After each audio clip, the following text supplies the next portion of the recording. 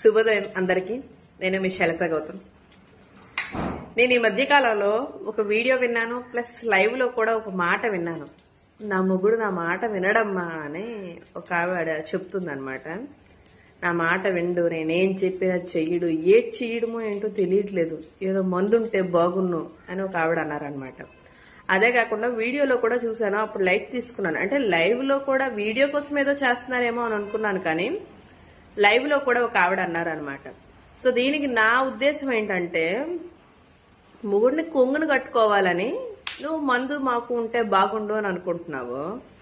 అదే గనక నీ భర్త అనుకుంటే, నా భార్యని బానిసలా చూడాలి, ఏదైనా మందు ఉంటే బాగుండు అని, ఇద్దరికిద్దరు ఒకరికి బానిసలాగా ఒకరిని కొంగురు కట్టేసుకోవాలని పనికిమాలిన ఆలోచనలు మానేస్తే చాలా మంచిది.